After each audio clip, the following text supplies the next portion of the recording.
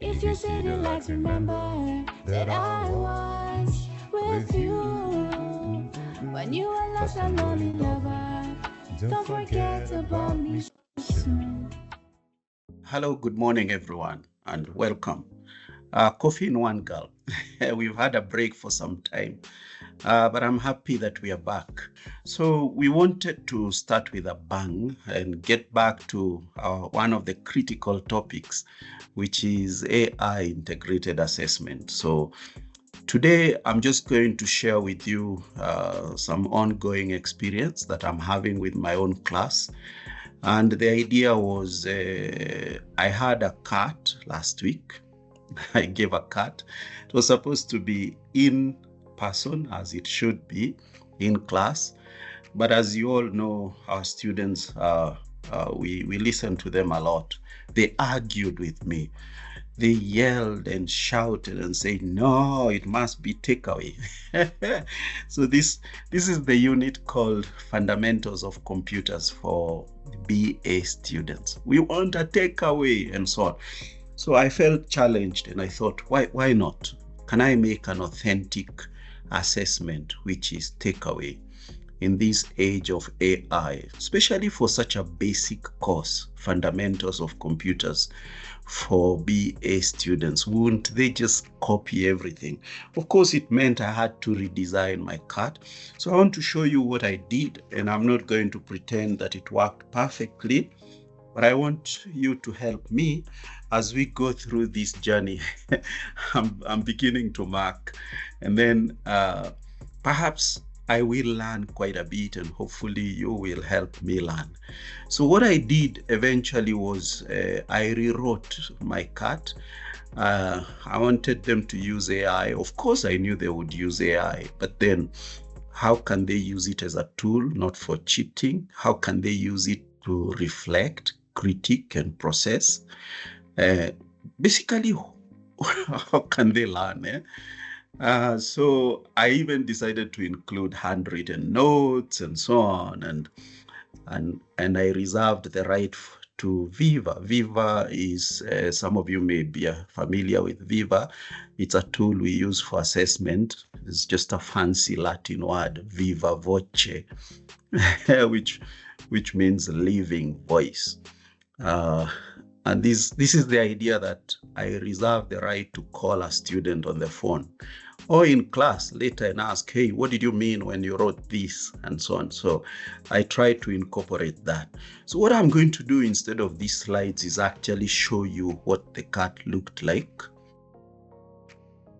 And as I said, it's not perfect, and I hope you'll begin to see some issues. But this is the cut I gave. So the cut became live at exactly 4 p.m.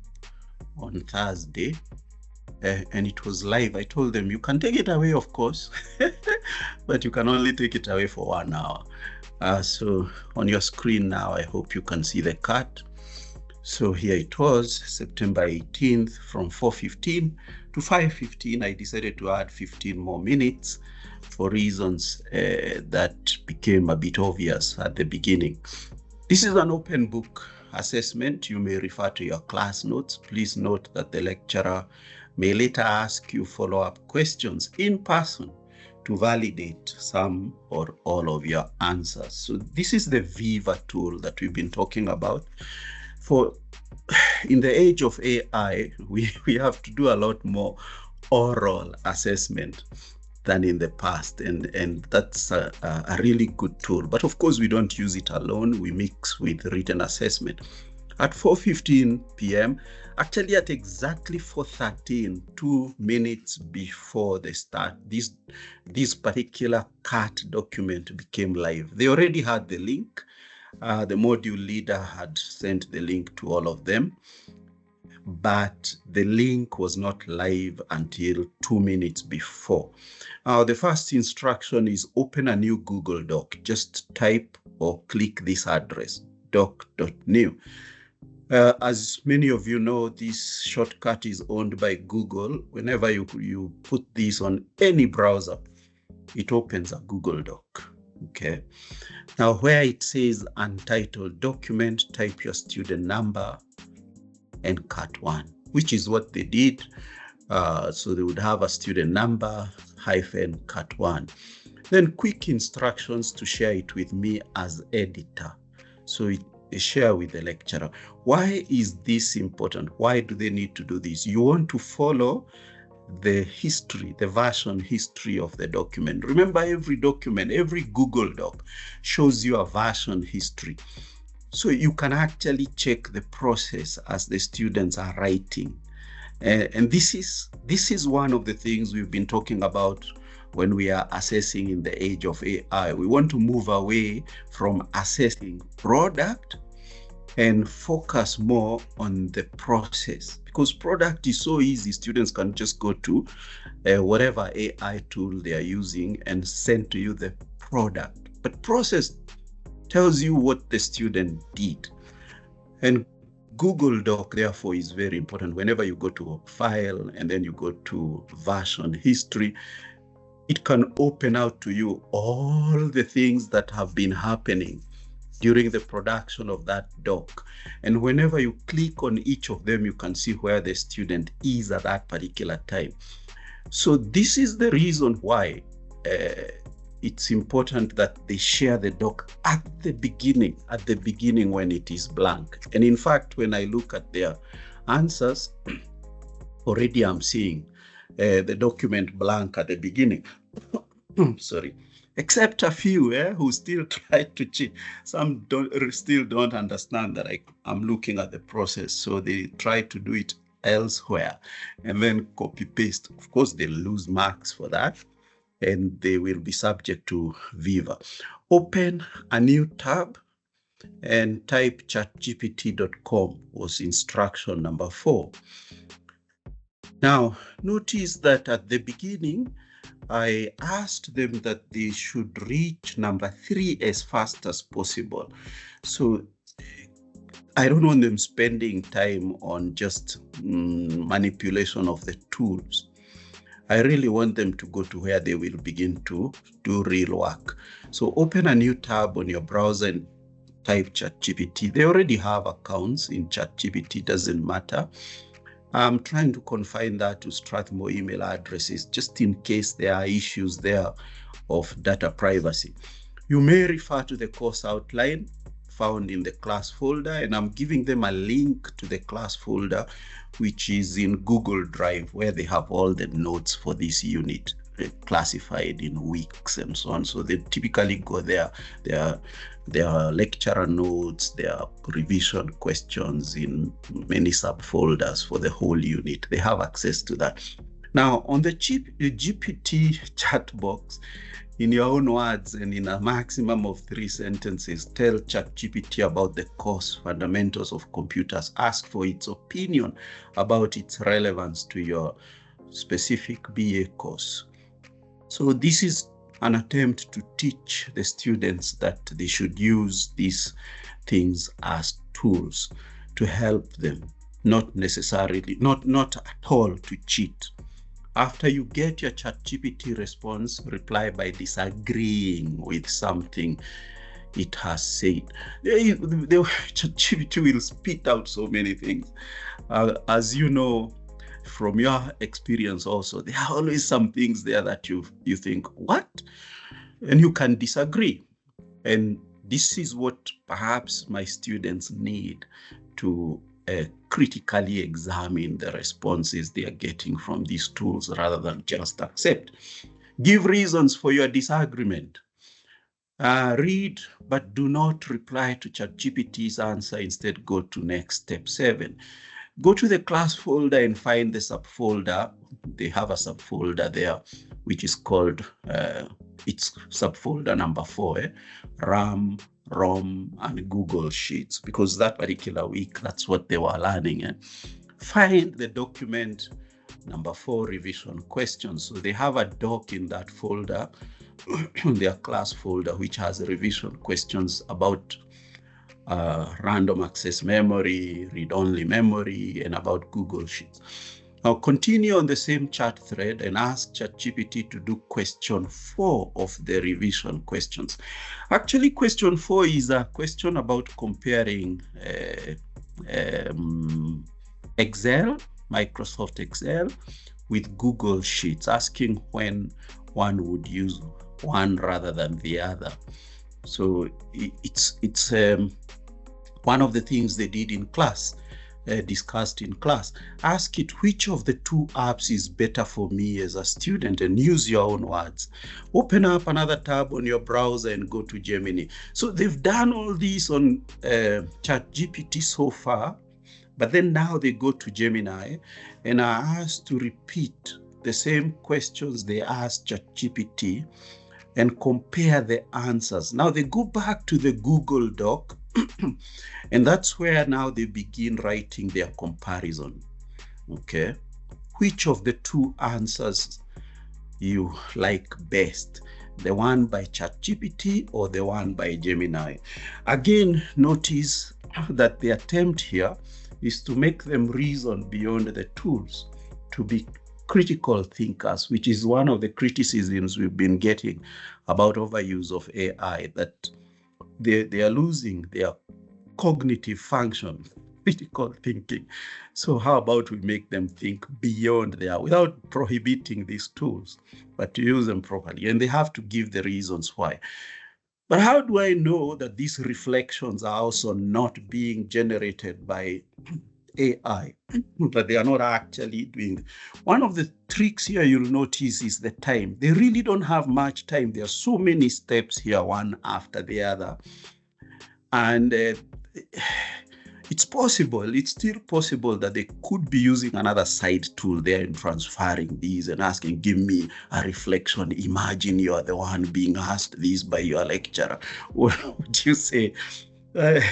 So one of the things is to make sure that they don't have that much time. Okay, this is not a tough test, but it still forces them to think. Now, how will I know what time? Well, a particular student used for a particular part. I just go to the Google Doc history, and I can see there the timing. And then they still have more to do. There is a video that is found in the subfolder in their class unit folder, which is in Google Drive. They have this called cloud computing. It's for week 8. They are required to watch the video, which I decided to put in there. It's a short video. This video has not yet been presented in class, but it is there in their folder. Now, I asked them to watch this video and to write short notes in a notebook. This is still during the cut, and they are required to do this handwritten about what you've learned from the video and use a neat handwriting. Well, this multimodal process is one of the things you might remember we discussed this last year. If you do multimodal processes, you reduce the chances of cheating in the age of AI. So now the student is watching a video. It's a short video, about 5 minutes, and they are writing notes. And then with your phone, take a photo of your notes, go back to ChatGPT and continue on the same chat thread. And by clicking on the plus sign, upload a copy of the picture of handwritten notes onto ChatGPT and ask whether, as a BA student, that is all you need to know about cloud computing, what's missing, and so on. So again, an attempt to teach them to use these tools as tools, okay, to help their learning process, okay, study buddy, rather than a cheat sheet. So the ChatGPT here helps them to complete the notes, and this process is good for their learning. I think they engage their brains a bit.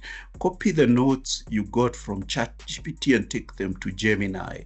Tell Gemini about your future career in detail, including what you'll be doing daily and where you'll be working, e.g. Kigali and so on. Ask Gemini how specifically your notes would help you in your future working life.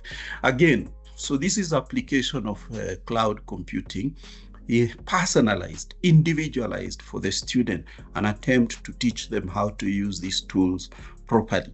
Go back to your Google Doc and type a new heading, question 2. Okay, so I'll have access to this Google Doc, I'll be marking it, but that's not all. At the end, I give them instructions to share their ChatGPT chat with me. There's always a share button there, and if I click on it, I should be able to see what they shared with me. Now, I just to make sure they are not lost, I give screenshots of how to share with me their ChatGPT. Why do I want to look at their ChatGPT links? Well, authenticity, I want to mark process, so I'll be looking at their prompts because that's where the thinking of the student is. I want to mark process. I'm not interested too much in what ChatGPT will say, but I want to see what they're thinking about what ChatGPT is saying and what they extract from it. So now, let me quickly show you one of the results. One of the results here we are. That I'm looking at. I'm still marking this. Oh no, this one has a name. So I don't want to share the name of the student. How will I do this? Okay. I had opened the version history, so I think I'll have to close the version history because that's where, yeah, I'll just share this very briefly. I hope there's no identifiable data here. Yeah, I have to hide quite a few things. Sorry about this. Let me just give you a very, very quick preview of one student's submission. But sorry, I can't share everything. Just a very quick peek. So towards the end there, you can see what the student has written a bit. And at the end, she or he has given me the ChatGPT link. Okay. And I can check the version history. Unfortunately, it has a name, so I can't show you too much of that. Let me show you the ChatGPT that this student shared. I have checked this because what would be very dangerous, I think, is sharing ChatGPT. I mean, if ChatGPT gets some privacy data. So that one I've checked and I know it's not going to happen. Let me show you what actually appears on the ChatGPT side. Now the student has shared this with me. So I can see how the student started. This is the conversation. I don't have access to the student's full ChatGPT chats, only this particular chat. I can see the conversation that happened here. I can see the response of ChatGPT. Then I see the student disagreed with number 3. I don't really agree with the third point. In BIS is Bachelor of International Studies. We mostly do essays, research papers, learn about policies. So I can check why she disagreed. Let's see, this is what ChatGPT was talking about in number 3, that international relations heavily relies on data analysis and the student. So I can mark this, and this shows some critical thinking using an AI tool. Then there's quite a bit going on here, but I'm more interested in the prompts this student is making and the responses to ChatGPT. I can see the student watched the video and uploaded the notes as per instructions here. These are the notes the students made. This particular student made these notes. This is still during the cut. And then the student asked ChatGPT whether there is something missing in her notes or his notes. And ChatGPT replied with that and what's missing and useful for this student, etc. So, and then here is a comparison. The student has been doing the same on Gemini as per instruction, and brings the Gemini information here, cut pastes what Gemini was saying and puts it here, and asks ChatGPT, tells ChatGPT what she's thinking. One thing I liked about Gemini's answer is that it connected the computing notes to what my future career would be showing me. So I think you more or less get what's going on here. Transparency in the use of tools in a cart. And this is totally open book. The student is working on his own. I think I'm running out of time. I better stop here to hear your views. Now, I'm just going to continue with this. I'm now grading the students' responses. The key thing is to look at the process rather than the final answers. The process will tell me whether the students are learning or not. The process also tells me how the students are thinking. At the end of it, my rubric, my marking rubric has actually 30% process. Let me show you this on the screen. I had cut paste some summary of my rubric.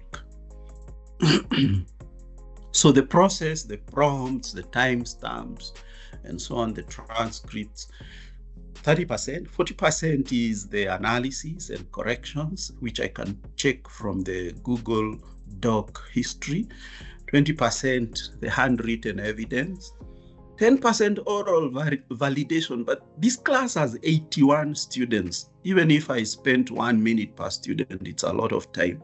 So I'll only do oral validation for those I have doubts, especially those whose version histories are not good. I already have got 2 of them. Well, I think they did it elsewhere, and then they cut paste onto the document I'm looking, despite my instructions. I may have to go through it in class again, explaining what exactly is happening on my end.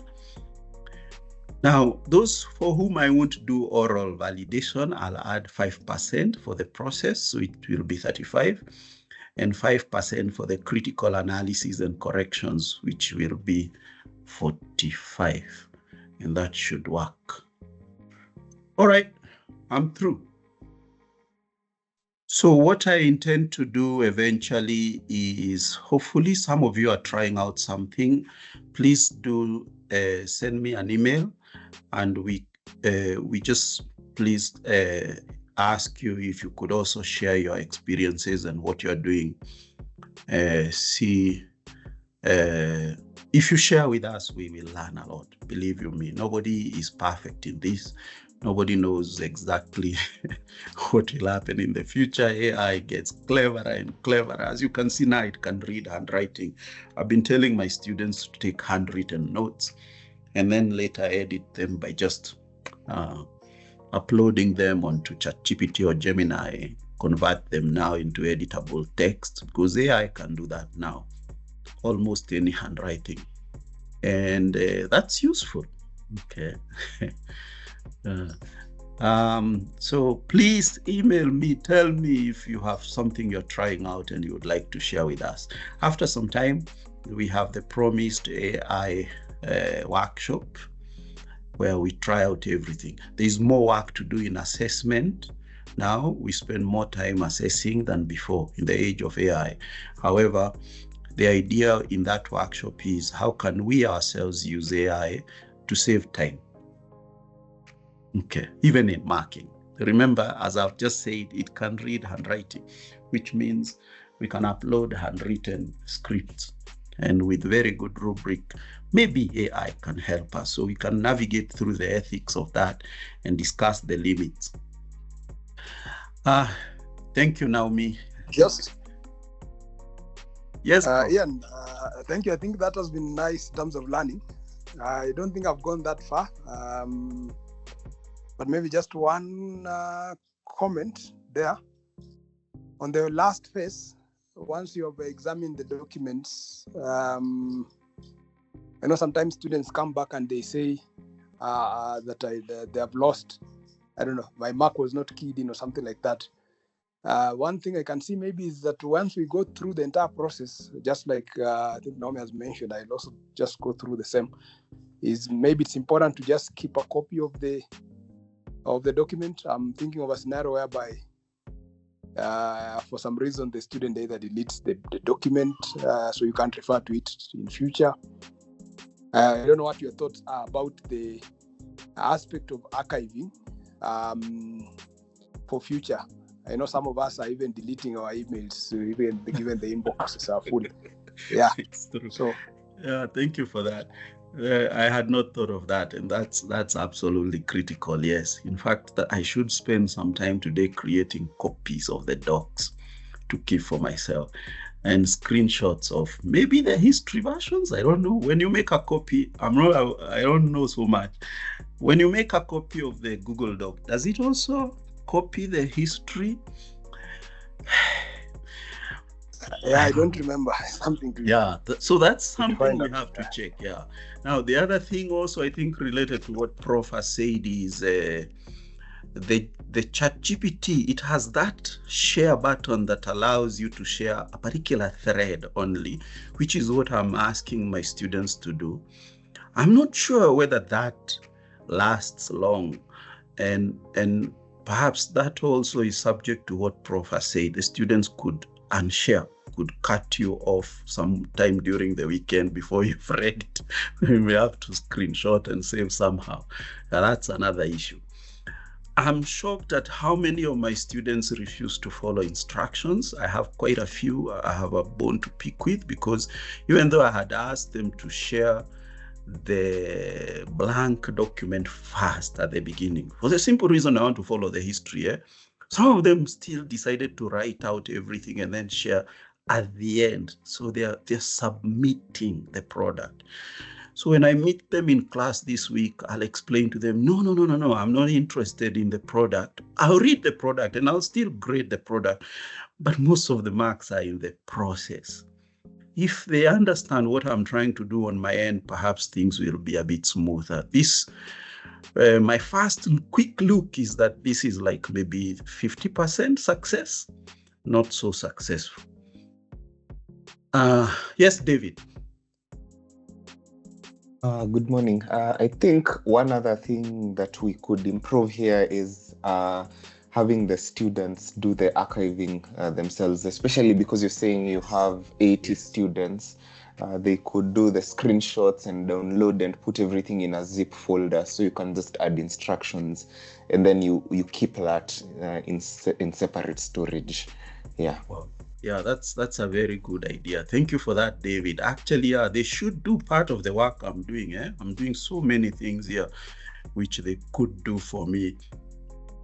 And then if Google Doc version history and so on is new to you, I'm just now putting a link on the chat, which is a short video that talks about how to follow version history for Google Docs. It helps. I've been using Google Docs for quite some time now.